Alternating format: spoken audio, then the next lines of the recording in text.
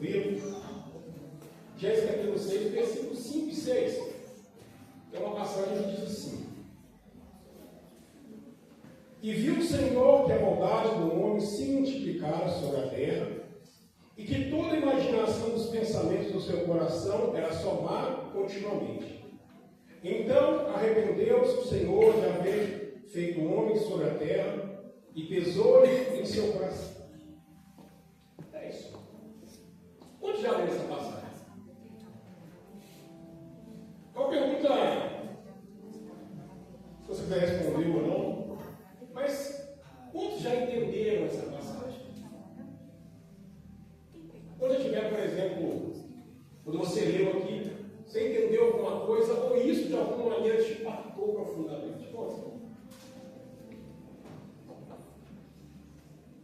Interessante é isso, porque a passagem que nós lemos aqui agora, ela vai tratar, tem como até título, né, algumas bíblias, sobre a corrupção da humanidade, ou a corrupção do gênero humano, em algumas outras traduções. Esse é o título. E a gente acaba de ler dizendo que o Senhor então viu que o mundo estava mergulhado, trazendo as palavras do título, estava mergulhado numa maldade muito grande, estava mergulhado numa idolatria, num ego, egocentrismo muito grande. E eu vou me aprofundar aqui, mas muitas outras coisas mais que marcou e que entristece o nosso Deus. Então a Bíblia diz que então Deus, observando tudo aquilo ali, a Bíblia diz que Deus se arrependeu de ter feito o homem sobre a face da terra. Depois eu vou explicar melhor essa questão de se arrepender, porque o nosso Deus, ele não se arrepende de nada. Então, daqui a pouco eu vou explicar direitinho aqui. Mas o fato é, queridos, que dentro desse contexto eu comecei a meditar em algumas coisas. E o Senhor foi trazendo algumas coisas no meu coração que eu quero compartilhar com vocês aqui nessa noite. E a primeira pergunta que eu quero fazer com vocês, eu imagino mais ou menos qual seria a resposta de vocês, mas eu quero que vocês compartilhem comigo. Se por um acaso não, qual é o motivo, ou qual é a razão, ou qual é o propósito, por assim dizer, ou qual é o fundamento da vinda de Jesus aqui na Terra? Irmão Luiz, o que você acha? Salvação. O propósito final, para que Jesus veio? João Carlos. Jairo, para a salvação. Agora, eu imaginei que todo mundo respondeu mais ou menos isso, né? Que Jesus veio para... Sim ou não? Alguma dúvida quanto a isso? Ele curou, ele ressuscitou mortos, ele ensinou, ele pregou, mas o objetivo, o propósito de Jesus foi salvar a minha vida e a sua vida. Agora, uma outra pergunta que eu quero que vocês participem comigo. Mas por que Jesus veio? Não é para quê? Mas o porquê? Qual é o motivo? O que aconteceu para que Jesus tivesse de vir para poder salvar a sua vida e a minha vida? Quero ver algumas respostas aqui. Você, irmã Cassiane? O que você acha? Oi? Meu pessoal, já levantou a mão para o outro? Vontade, ó. Que estavam no propósito de Deus. Oi? Que estavam no propósito de Deus. Amém, está no propósito de Deus. Você não sabe. O que você acha assim? Você imagina? Por que Deus? Por quê? O que aconteceu para que Jesus falasse, não, eu preciso ir lá salvar a humanidade? Para cumprir a palavra? Para cumprir a palavra. Viu que já não tinha feito jeito. O recurso era mandar os inimigos colocar para dar vida na humanidade, para ver se conseguia força real. Você e a Fernanda tem atrás aí? Qual é uma opinião sua?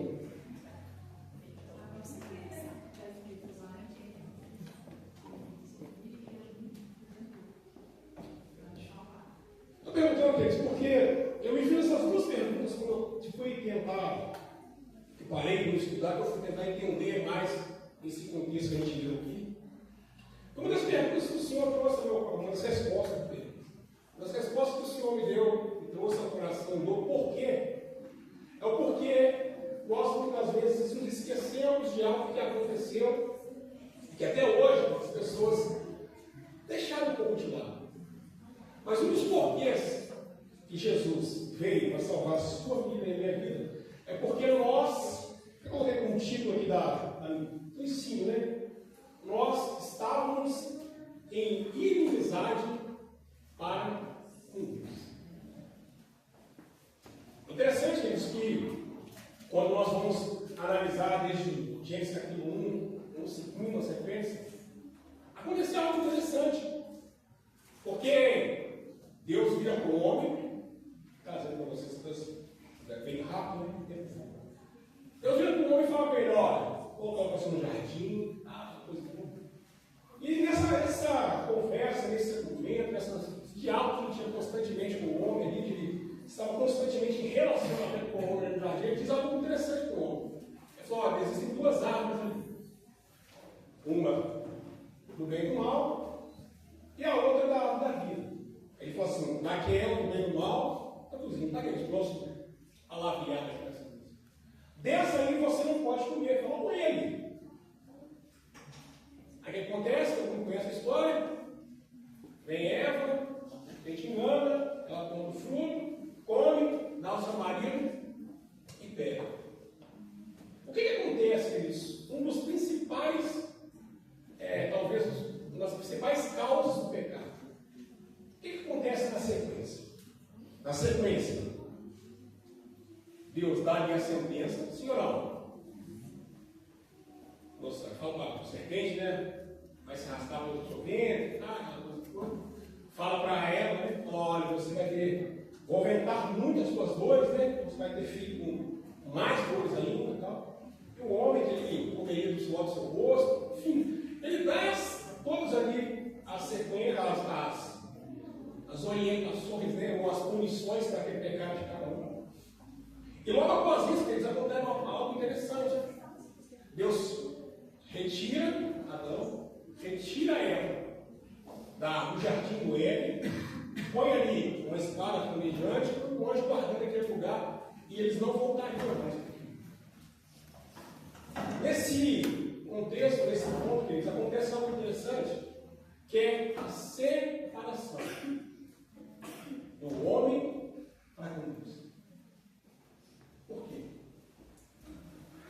Porque enquanto o homem estava num período de pureza, num período de inocência, por assim dizer, que há essa raiz do bem e do mal, esse fruto, por assim dizer, que eles comeram, não existia essa realidade dentro do homem, dentro da mulher, eles tinham um relacionamento direto com Deus. Tanto é que a Bíblia vai dizer que sempre na viração da tarde, Deus se apresentava no jardim, procurava o homem, conversava com ele, tinha relacionamento com ele.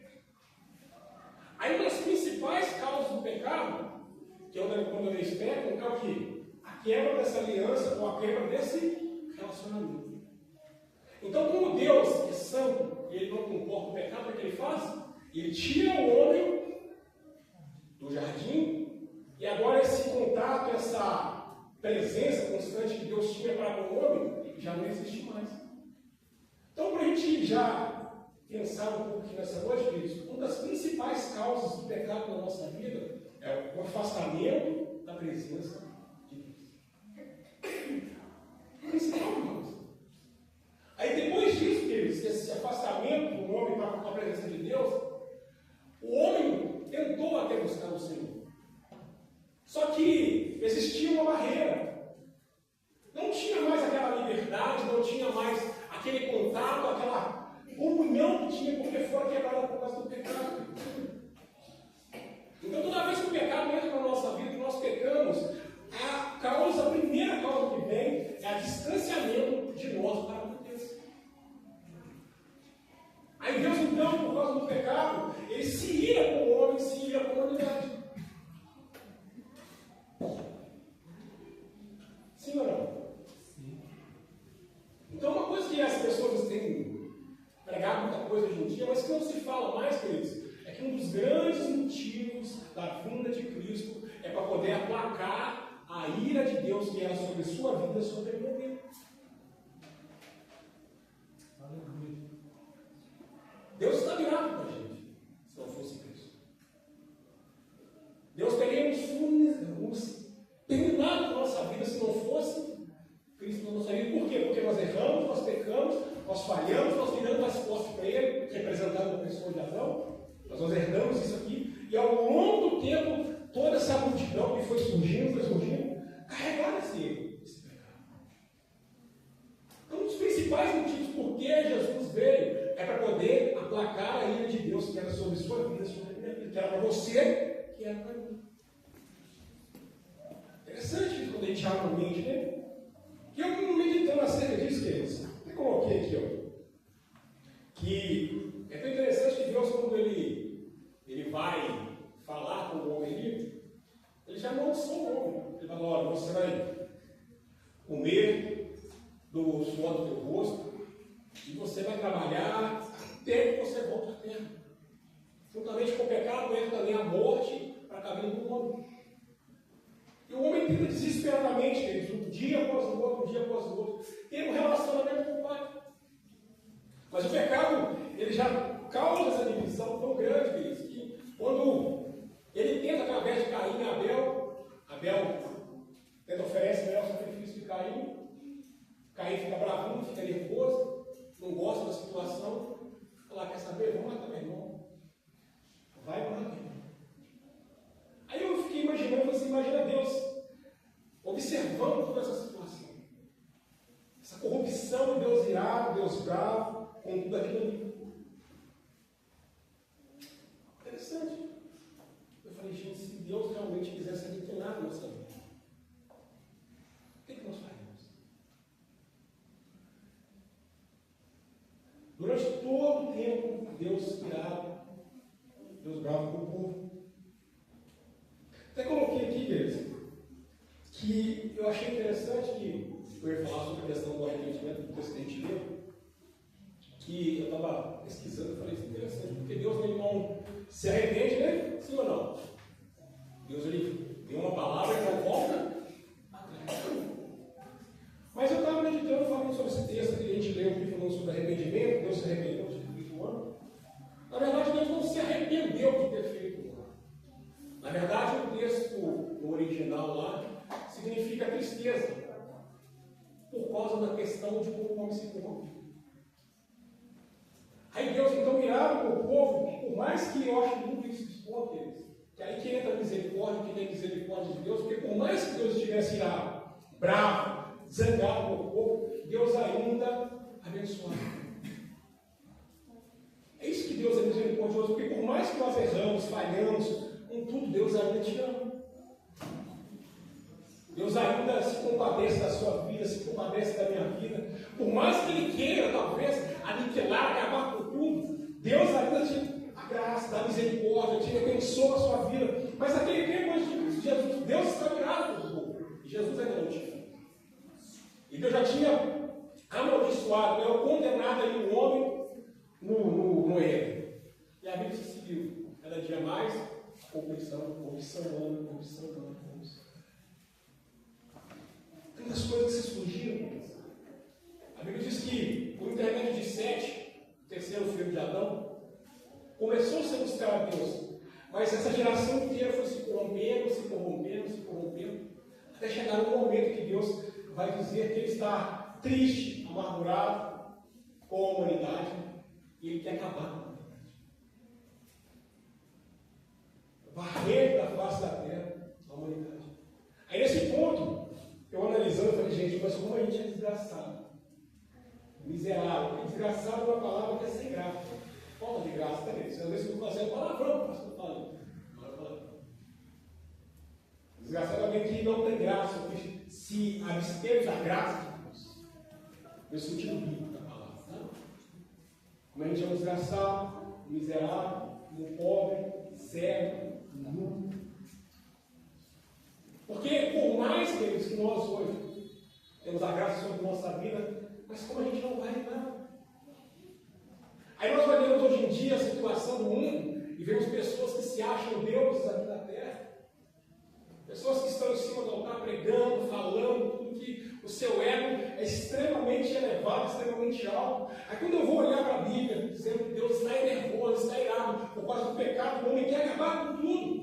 Eu percebo que o nosso tamanho é muito pequeno, que nós somos pequenos, demais. Aí eu dividi se estuda aqui essas 3 partes em 3 pontos. Na verdade, isso aqui 4, né? 4 pontos e uma conclusão. E até coloquei como observação aqui, mas Deus é tão maravilhoso, queridos, que mesmo na sua ira, Ele ainda acha graça em Noé e dá continuidade à humanidade. Imagina a situação, queridos, Deus querendo acabar com tudo. E Deus ia extirpar completamente a humanidade da face da terra. Todo mundo. Tanto que no contexto de Noé, quando ele fala que vai enviar o dilúvio, ele vai acabar com todo animal, com tudo. Aí a Bíblia diz que Deus, então, ele olha e acha graça em Noé e decide, por intermédio da vida de Noé, reservar alguns para poder poupar o mundo. Aí às vezes você me pergunta, mas por que eu estou de pé ainda? Por que eu estou vivo? Se eu não mereço, se eu não sou nada? É porque em algum momento da vida o Senhor achou graça na sua vida, o Senhor viu algo diferente na sua vida, o Senhor percebeu algo diferente na sua vida e resolveu poupar a sua vida. Porque a maioria de nós, queridos, se fôssemos olhar, não era nem para nós estarmos aqui. Sabe, é algo que eu sempre vou meditando, eu sempre trago para a minha vida. Poucos conhecem aqui a minha vida, a minha história, mas se fosse para olhar, eles não era para estar aqui nessa noite.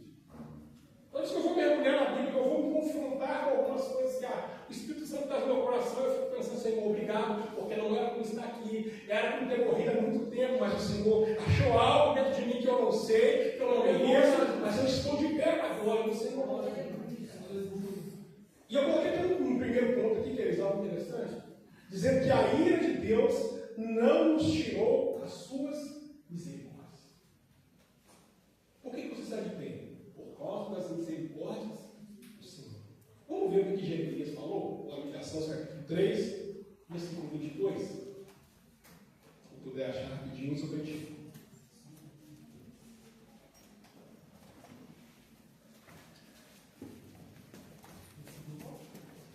Lamentações capítulo 3, versículo 22. As misericórdias do Senhor são a causa de não sermos consumidos, porque as suas misericórdias não têm fim. Amém? Interessante, queridos, que eu estava meditando. Algo que aplaca a ira de Deus sobre a nossa vida é a misericórdia. Até coloquei um ponto de observação dizendo que Deus estava em inimizade com a humanidade, separado, não tinha mais a comunhão. Mas ainda assim continuava a cuidar dela. Existia algo que simbolizava a separação entre Deus e o homem, mas mesmo assim Deus guardava o seu. Aleluia. Sabe, a gente começa a refletir, queridos, por exemplo, quando a gente vai orar por alguém que está desviado, está no mundo. E às vezes você vai olhar a situação da pessoa, a pessoa está completamente transtornada, completamente tomada pelo inimigo, você continua orando. Aí as pessoas às vezes não entendem por que ainda não recolheu, por que ele não morreu. É porque as misericórdias do Senhor são a causa de muitas pessoas não serem consumidas. Enquanto você estiver de joelho, orando, clamando, Deus está enviando a misericórdia, Deus está enviando a graça, Deus está indo de encontro, Deus está guardando. Por mais que Deus esteja irado, queridos, por mais que a vontade de Deus talvez fosse, naquele tempo antes de Cristo, de aniquilar com tudo, Deus ainda conserva a sua misericórdia. Aí uma coisa interessante que o Senhor trouxe no coração para nós vamos aprender com essa noite também. O que toca o coração não é um louvor bonito. O que toca o coração não é eu pregar legal, trazer uma palavra empolgante. O que toca o coração de Deus, queridos, não é eu ficar constantemente de segunda a segunda dentro da igreja, dizendo que eu sou crente, me vestir de crente. Não é isso que toca o coração. O que toca o coração de Deus é que, mesmo em meio à ira de Deus, Deus querendo destruir toda a humanidade, Ele achar alguém que tem um coração voltado. Aleluia. Porque a Bíblia vai dizer que, em meio à causa, Deus já tinha, Ele não volta atrás, Ele determinou que Ele ia extirpar da humanidade toda aquela maldade, tudo aquilo. Mas em meio a tudo aquilo que estava acontecendo, Ele ainda acha em Noé alguém que é diferente. Alguém que tem um coração que tocou o coração de Deus. Aí talvez muitas vezes na nossa vida a gente não sabe por que a gente não recebe as coisas deles. Porque talvez nós, já há muito tempo, não tocamos no coração de Deus. Muito tempo a gente já não tem sinceridade diante dele, já não se rasga para ele e fala: Senhor, eu sou esse miserável, eu sou esse pobre, esse cego, eu não tenho nada, Deus, mas eu louvo e glorifico o teu nome, Deus, porque em meio às dificuldades, em meio às lutas, o Senhor sempre está comigo. Aí você toca o coração de Deus, queridos, aí as misericórdias do Senhor vêm sobre a sua vida, Deus restaura a sua vida. Deus ainda nos ama, querido, mesmo em meio à vida, mesmo em meio à dificuldade, mesmo em meio a tudo isso. Interessante que nós estamos inimizados com Deus. Eu acho interessante porque mesmo Deus sendo inimigos nossos, por assim dizer, por causa do pecado que estava sobre nós, Deus ainda tinha misericórdia de nós. Deus ainda tem misericórdia de você, Deus ainda tem misericórdia de mim, Deus ainda tem misericórdia da nossa vida, querido, porque nós não merecemos. Não somos hoje mais inimigos, mas não merecemos nada de Deus. Mas Deus tem misericórdia sobre a sua vida, sobre a minha vida, e você está aqui de pé hoje, é porque as misericórdias do Senhor são causa de você não ter sido consumido até agora. Glória a Deus. Sabe, querido, porque isso nós glorificamos. Às vezes você chega no culto, talvez você está cansado, trabalhou o dia todo, está arrastando, mas você dobra o seu joelho, glorifica e diz: Senhor, obrigado, porque as misericórdias do Senhor ainda me mantém de pé, ainda estou de pé por causa das tuas misericórdias. Deus está virado na humanidade. É tão sério isso, queridos, que o Senhor me trouxe um segundo tópico aqui, falando um pouquinho da inimizade de Deus para com o povo, e representada através do véu. Vocês entenderam tão séria essa divisão, essa separação? Que Deus, com a sua infinita misericórdia, que Ele escolhe para Ele o povo de Israel. Se não, e quando a gente vai estudar e vai aprofundar um pouco mais, a gente vê que o povo de Israel ele seria um povo que se tornaria referência para os demais povos, que todos se convertessem e chegassem a Deus. Mas infelizmente Israel, pelo meio do caminho, foi tropeçando. E a gente conhece um pouco como está Israel hoje, né? Seria o Israel de Deus verdadeiramente hoje em dia. Nem acredito no Messias, na verdade. Mas enfim, mas ele escolheu, querido, não, lindo isso. Mesmo em meio à inimizade de Deus para com o povo, Deus não tinha mais esse relacionamento íntimo pessoal como ele tinha com Adão. Deus ainda assim vai escolher um povo para se chamar de seu, o povo de Israel. Aí a Bíblia diz que por intermédio de Moisés, depois que eles saem do Egito, eles estão peregrinando no deserto, Deus fala com Moisés: olha, você vai construir um templo para mim. E nesse templo você vai fazer sim.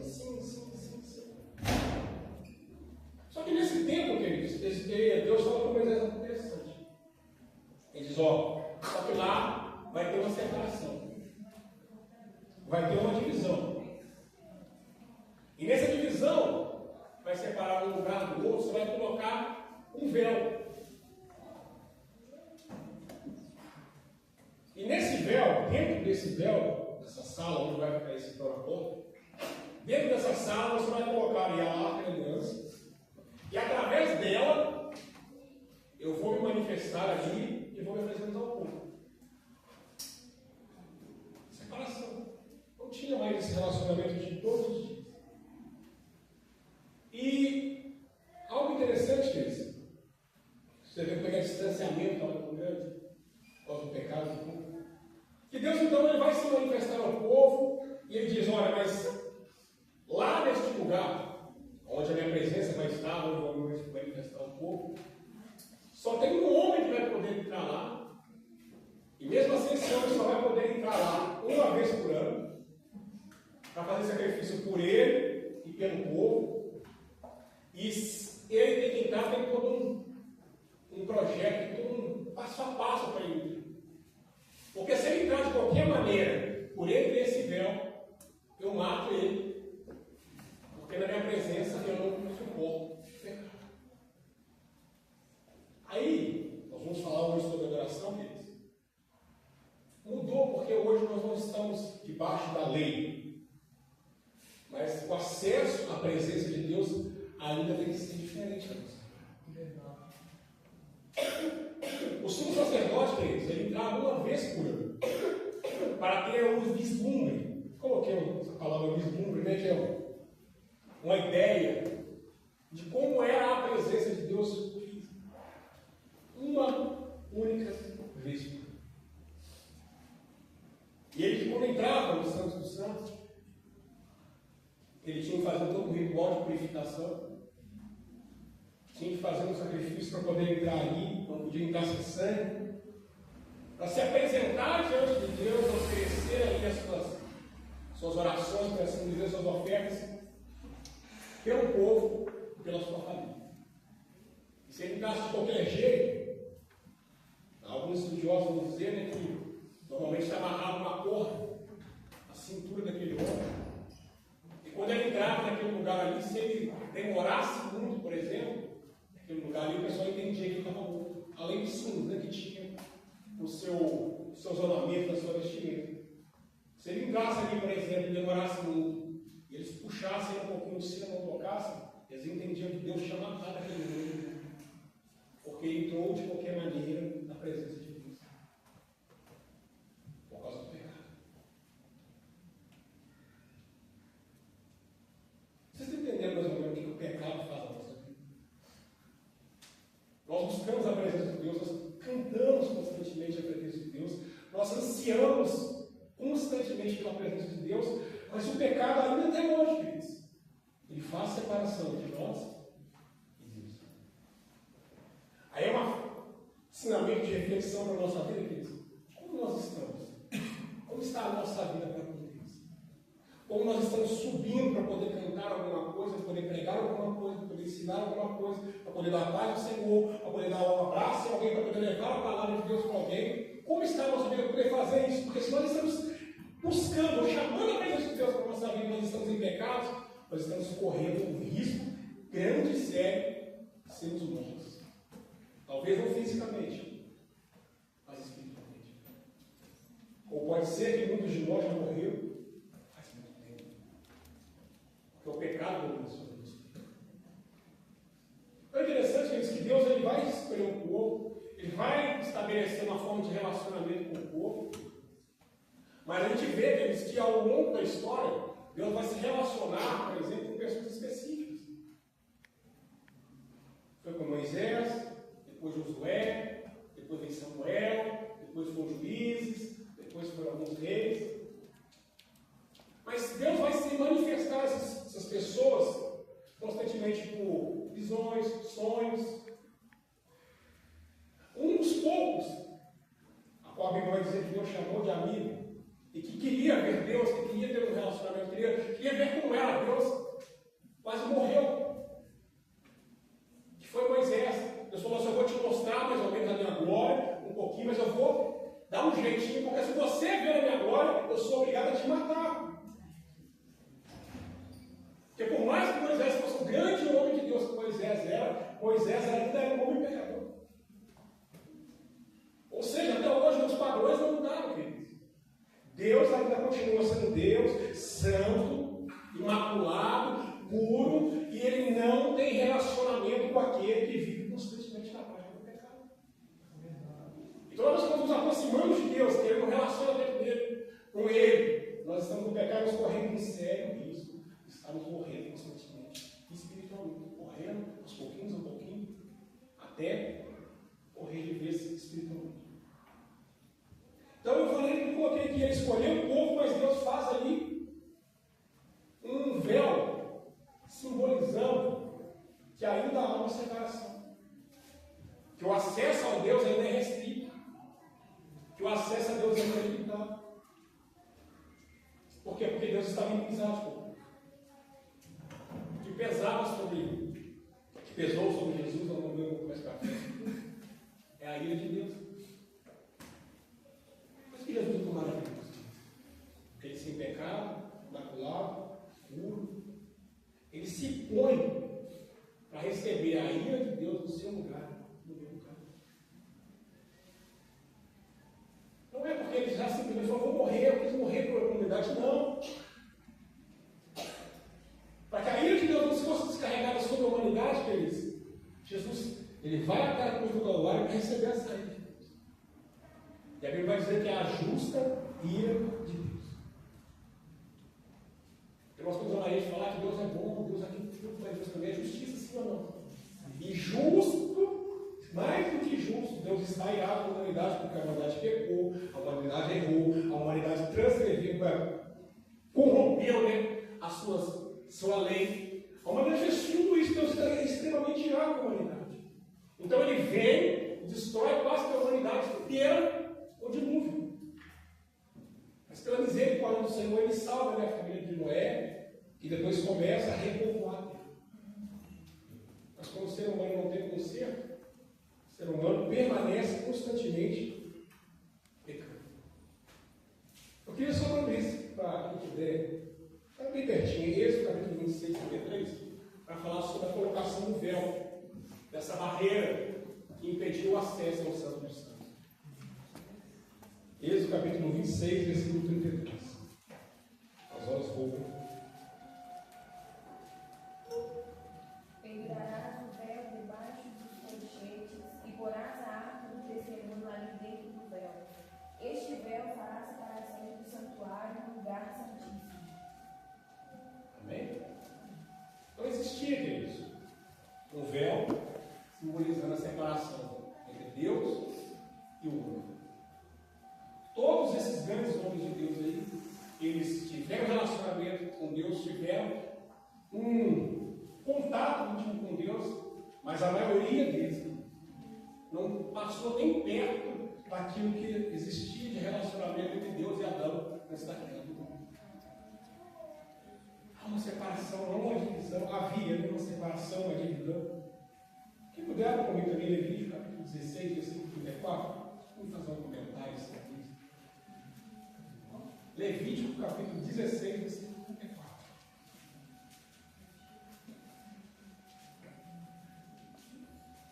Isto vos será por estudo e perpétuo, para fazer expiação pelos filhos de Israel, de todos os seus pecados, uma vez no ano. E fez Arão como o Senhor ordenara a Moisés. Bem, imagina você, querido. Eu queria só para a gente fazer a gente não pode, né?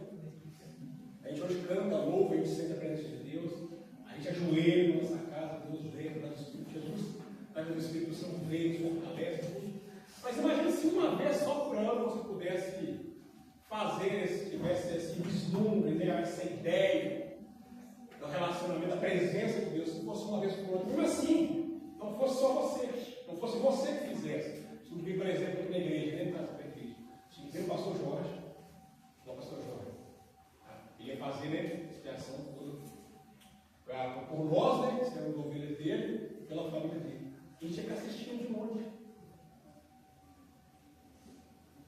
Porque a Bíblia vai dizer que nós em Levíticos que quando o sumo sacerdote ia entrar no Santo dos Santos, mas quase que todo mundo saía da parte do templo ali. Ele entrava só, todo purificado, com tudo que acontecia, todo ritual certinho tinha que ter feito de purificação, uma vez por ano. Aí hoje, né, nós temos acesso livre a essa presença maravilhosa.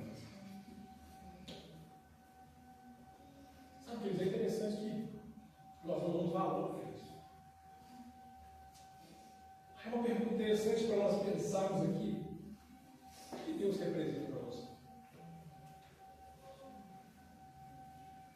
Sabe, é algo que me fez pensar: o que Deus representa para mim?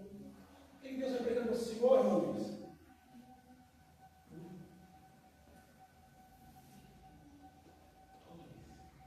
Vamos sua cabeça no futuro. Mas sabe, é algo que nós não vivemos hoje em dia, que nós deixamos muito de lado isso. E nós passamos o tempo. E nós não nos preocupamos, nós não nos importamos tanto assim com essa presença maravilhosa de Deus na nossa vida. Imagina aquele povo, só tinha um vislumbre da presença de Deus quando o profeta falava. Quando Deus levantava alguém, raríssimas oportunidades. Tanto é que no Antigo Testamento, as únicas pessoas que tinham acesso ao Espírito Santo eram reis, profetas e sacerdotes.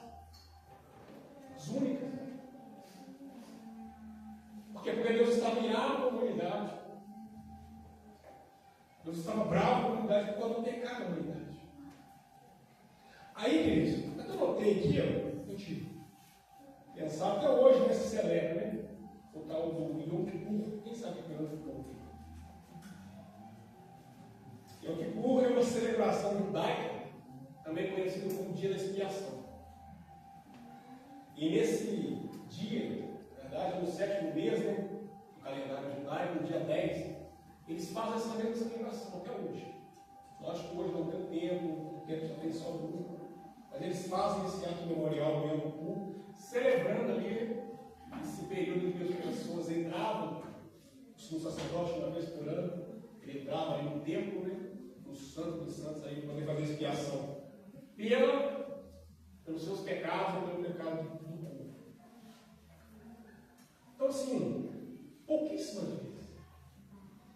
Aí, respondendo a pergunta que a gente fez no começo aqui, para me encaminhar no final, que nós, hoje, nós somos reconciliados com Deus por causa de quem? Por causa de Cristo. E eu quero meditar com vocês aqui, em Mateus capítulo 27, versículo 51.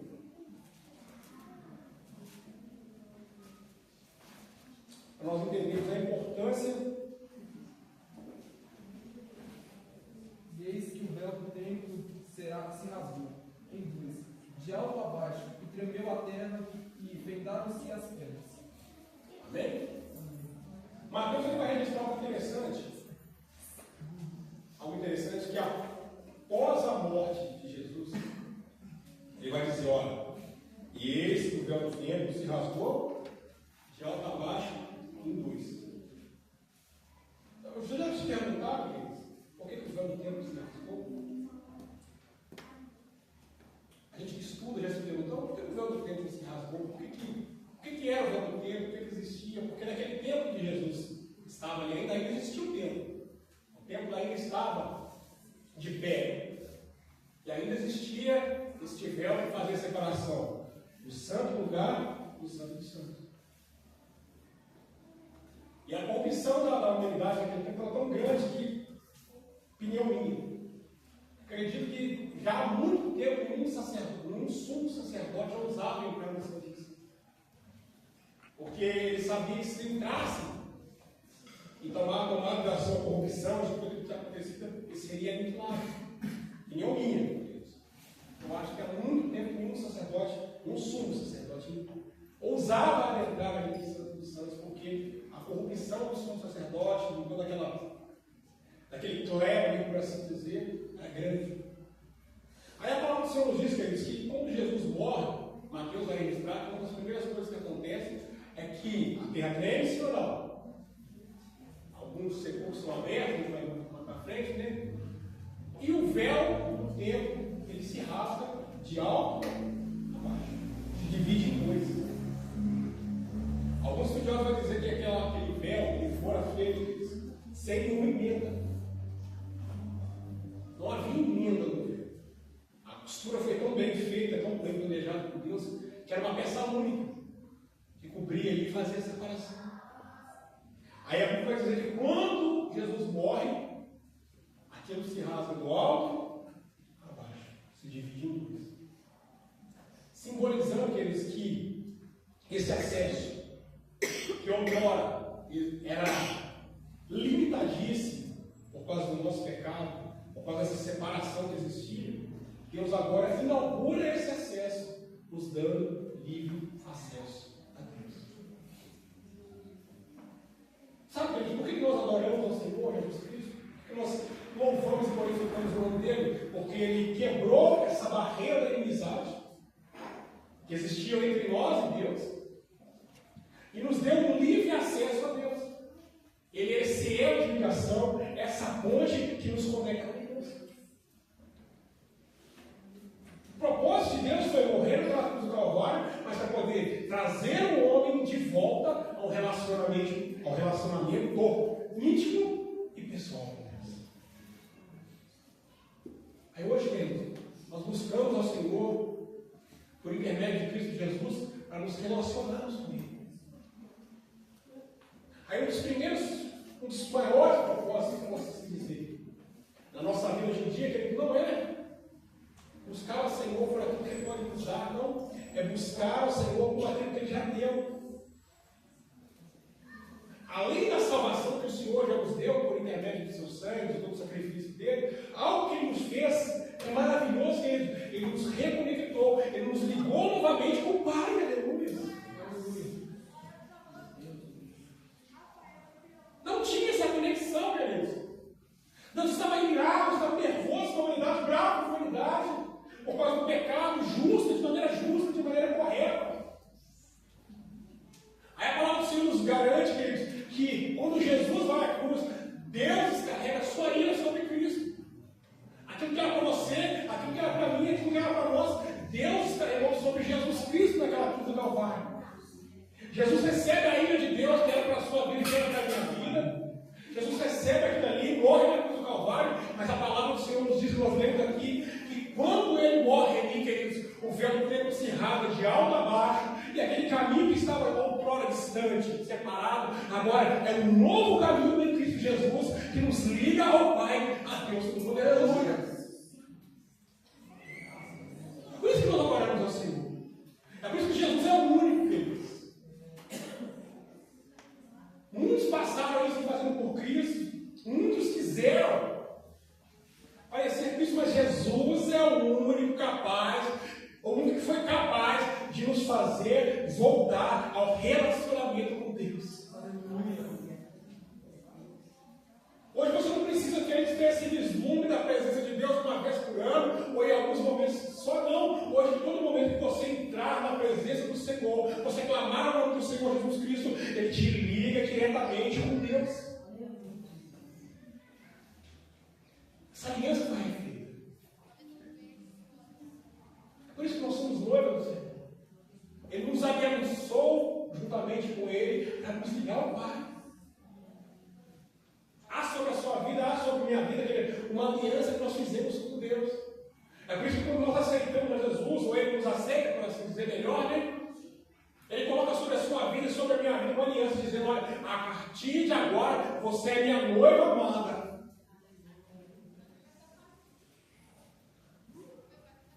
Por isso que nós permanecemos firmes, querido.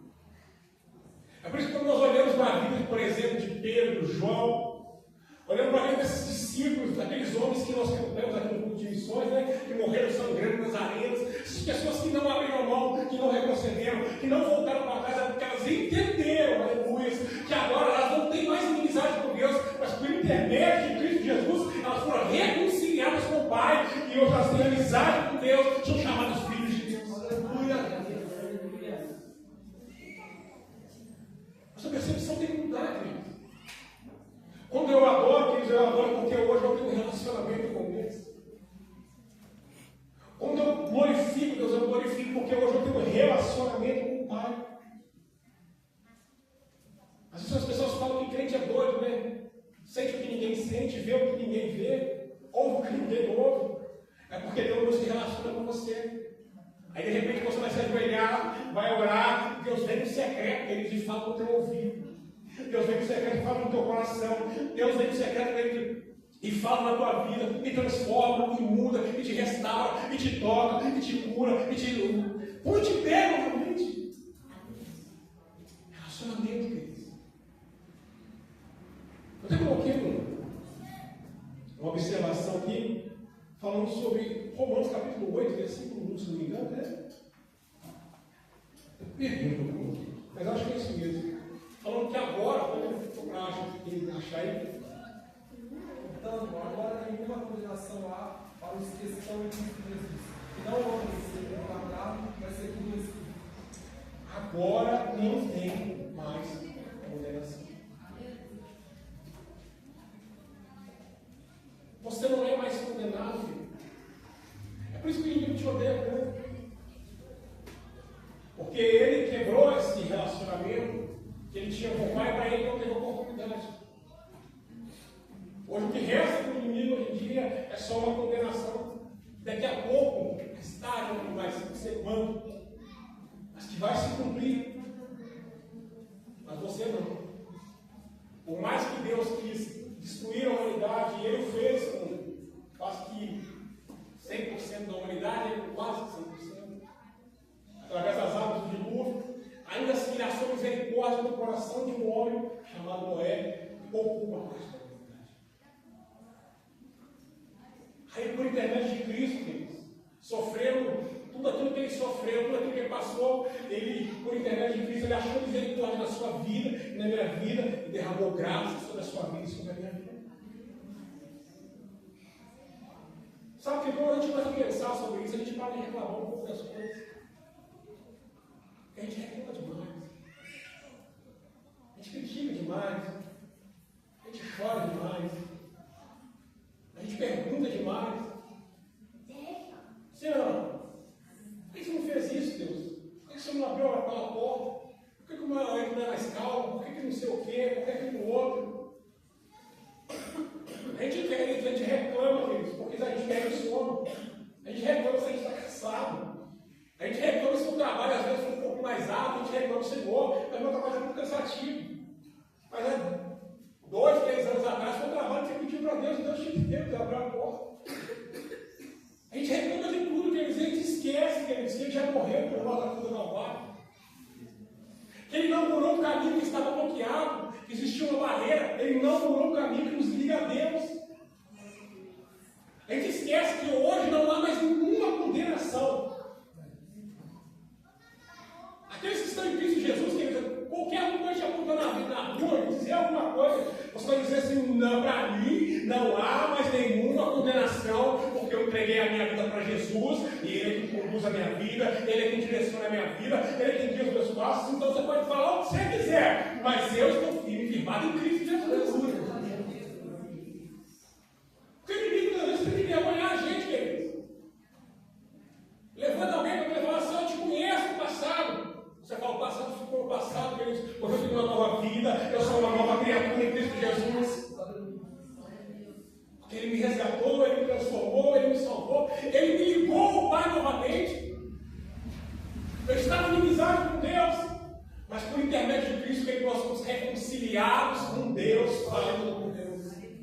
Glória a Deus. Não é uma condenação lá, queridos. Sabe, é tempo a gente parar um pouquinho, a gente refletir e falar assim,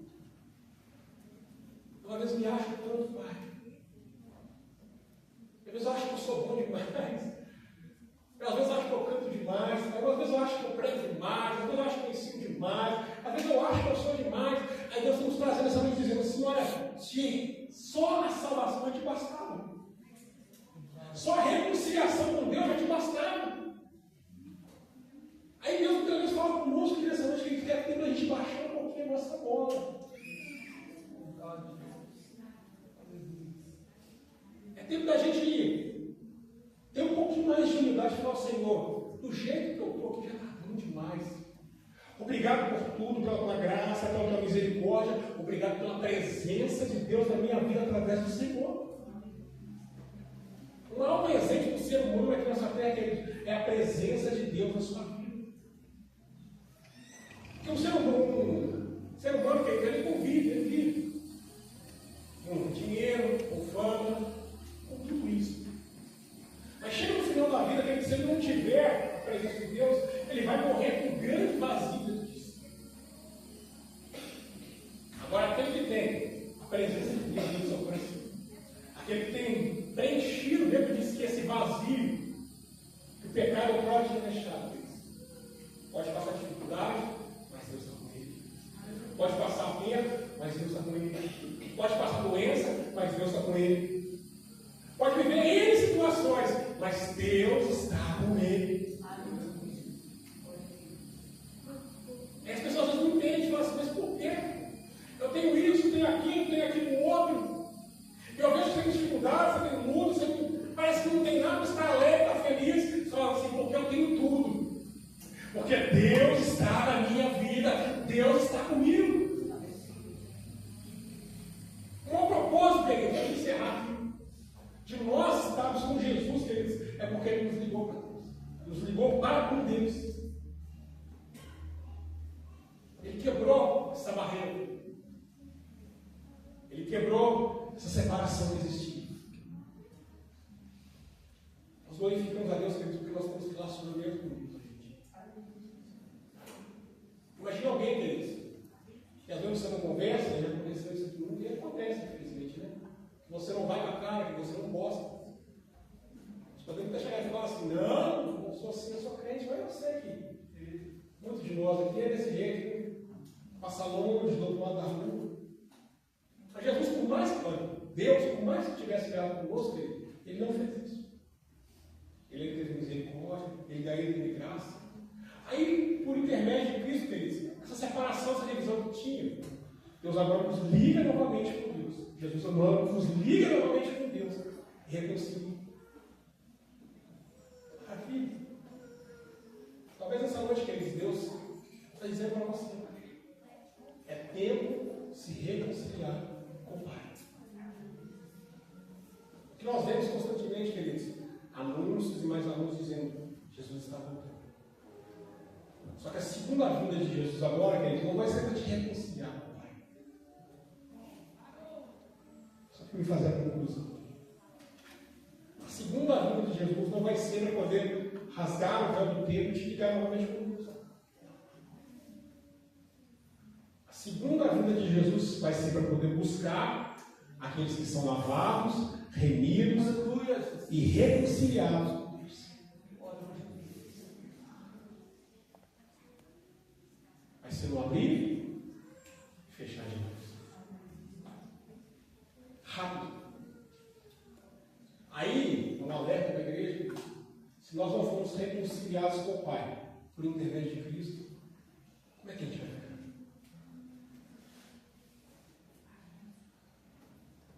Pergunta interessante. Nós fizemos tudo, cantamos, pregamos, evangelizamos, fizemos visita, temos o nome de grande homem de Deus, temos o nome de grande mulher de Deus, mas não fomos reconciliados com Deus por intermédio de Jesus Cristo. Como nós vamos ficar? Vamos cantar para quem? Vamos pregar para quem? Vamos evangelizar quem? Vamos visitar quem? Se Jesus vai levar os igreja. É tempo que nós abrimos o nosso olho e falamos assim: o Senhor me reconciliou. Por intermédio do teu filho amado, eu fui reconciliado com o Senhor. Então é tempo de mudar a minha vida. Sabe o que eu fico vendo hoje em dia? Eu gosto de rede social, gosto de interagir assuntos aí que falam sobre o vinho de Cristo, sobre a segunda vinda. Eu vejo cada coisa, uma mais bizarra que a outra, algumas com algum fundo de verdade. Eu fico observando tudo aquilo e falo: Jesus, mas como é que esse segredo está tão instalado? Como é que a preocupação das pessoas estão focadas tanto em outras coisas? A Bíblia diz que muitas coisas vão acontecer: guerra, rumor de guerra, terremoto, fome, e isso está acontecendo, já não é de hoje. Já há muito tempo que acontece tudo isso que a gente vê. Hoje está mais evidente, hoje a mídia é bem mais falada, né? Hoje a gente consegue ver tudo pelo celular, tudo a gente vê com mais intensidade as coisas que acontecem, mas já acontecem há muitos anos.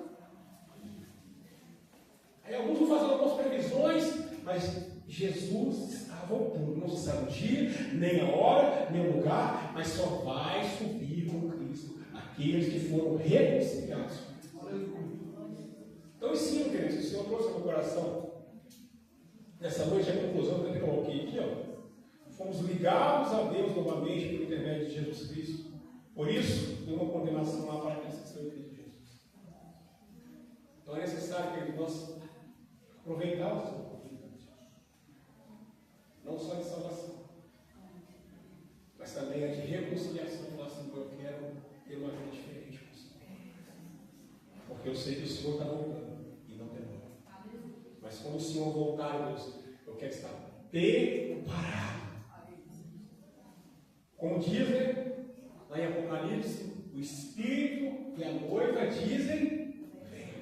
Quantos de nós estamos dizendo assim: não, Senhor, fica aí onde você está, espera mais um pouquinho, porque eu tenho que fazer isso, eu tenho que fazer aquilo outro. Mas a Bíblia vai dizer que o Espírito e a noiva dizem: vem. Então nosso coração tem que estar constantemente dizendo: Senhor, pode vir, porque eu estou preparado. Aleluia. Andamos preparados. Amém? Esse é o estudo que o Senhor trouxe no meu coração nessa noite, queridos. Eu deixo o coração dos irmãos. E qualquer dúvida, queridos, tiver assim do tempo, alguma palavra que eu falei, né? Principalmente o que eu falei aqui sobre. Eu falei que só foi espancado, foi? Desgraçado, né? No sentido bíblico, tem uma outra conotação. Qualquer dúvida eles podem me procurar.